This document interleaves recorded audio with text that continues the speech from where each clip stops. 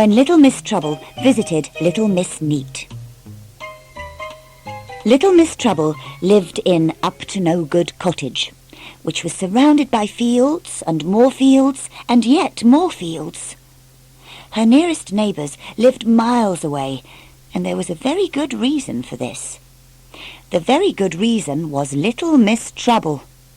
Nobody wanted to live next door to someone who caused so much trouble. And because of this, at times, Miss Trouble felt lonely. And on one of those times, she sat down and wrote a letter to Little Miss Neat. In the letter, she invited herself to stay, and Miss Neat was too polite to say no.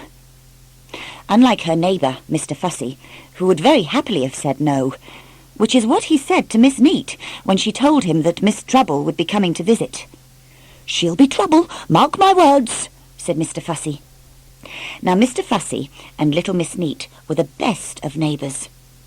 Mr. Fussy kept his chimney pots washed and his garden paths scrubbed, and Little Miss Neat kept her hedges dusted and her dustbins polished.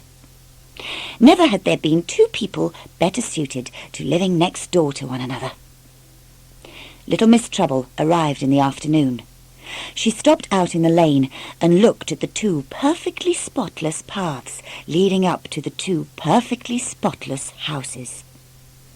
She grinned the sort of grin that, if you knew Miss Trouble, could only mean one thing: trouble. She stepped into a muddy puddle and walked up to Mr. Fussy's front door, leaving muddy footprints all the way up the path. She knocked on the door. "Oh, hello, Mr. Fussy," she said when he opened the door. "I am sorry. I seem to have got the wrong house." And then she walked back down Mr. Fussy's path, leaving another trail of muddy footprints. Of course, Miss Trouble knew perfectly well which house was Little Miss Neat's, but she could not resist upsetting Mr. Fussy. And Mr. Fussy was well and truly upset. He rushed indoors and fetched his mop and mopped the path, and then he scrubbed the path, and then he polished the path, by which time it was time for bed. The next morning, Little Miss Trouble came downstairs to find Little Miss Neat making breakfast. It was then that Miss Neat looked out of the window. "Somebody's emptied my dustbin all over my path," gasped Miss Neat. "Who would ever do a thing like that?" "I don't know," said Miss Trouble, "but I did see Mr. Fussy creep round the side of the house." "You don't think—" "Mr. Fussy?" said Miss Neat. "No, he would never do anything like that. Would he?" Later that morning, Mr. Fussy found Little Miss Trouble looking over the garden fence. It was then that Mr. Fussy saw his lawn. "Someone's been walking on my lawn and bent all my nice straight grass," he shrieked. "Was it you?" "Me?" said Miss Trouble. "Oh, no." "Who else could it have been?" demanded Mr. Fussy. "Well, I did see Little Miss Neat climbing over the fence earlier," said Miss Trouble. "You don't think—" "Miss Neat?" said Mr. Fussy. "No, she wouldn't do a thing like that." "Would she?" Little Miss Trouble walked back inside with a very smug smile on her face. For, as I am sure you have already guessed, it was Miss Trouble who had emptied the bin, and it was Miss Trouble who had walked across the lawn. Little Miss Neat spent all morning cleaning her path, and Mr. Fussy spent all afternoon straightening his grass. The next day, Little Miss Trouble went round to see Mr. Fussy. "I've just seen Miss Neat smearing fingerprints all over your clean windows," she told him. And sure enough, when Mr. Fussy went to look, there were the dirty fingerprints. Then Miss Trouble went to find Miss Neat. "I've just seen Mr. Fussy throwing leaves over the fence into your garden," she told Miss Neat.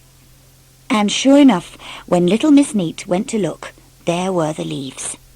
She was furious and started throwing armfuls of leaves back over the fence. Mr. Fussy, who had started cleaning his windows, stormed down the garden and threw the bucket of water he was carrying all over poor Miss Neat. Then, before they knew what they were doing, the two of them were yelling at each other across the garden fence. And what was little Miss Trouble doing? She was inside Miss Neat's house, laughing. Laughing so loudly that Mr. Fussy and Miss Neat heard her. They stopped yelling and looked at each other. "She needs teaching a lesson," said Mr. Fussy.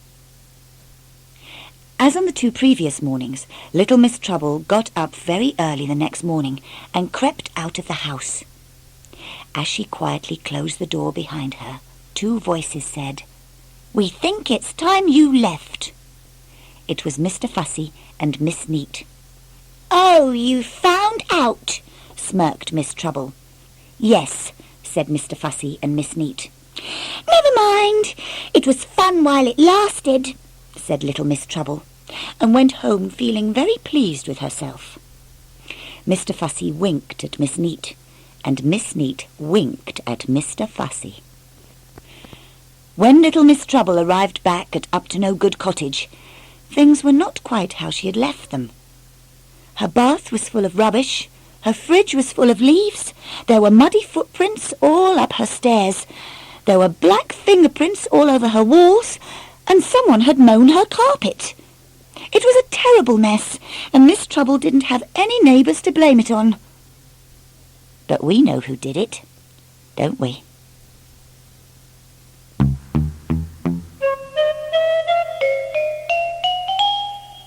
Here comes trouble, little Miss Trouble, making trouble again. Watch your backs, don't relax, beware you Mr. Men.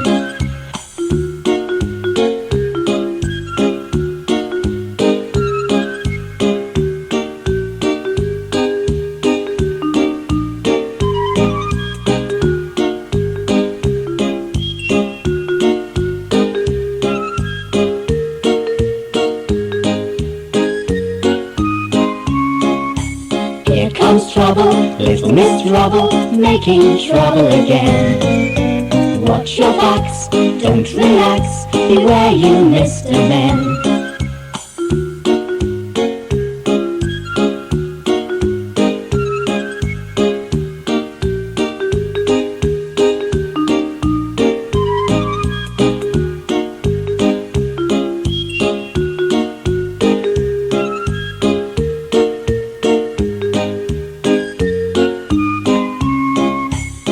Comes trouble, little Miss Trouble, making trouble again. Watch your backs, don't relax, beware you Mr. Men.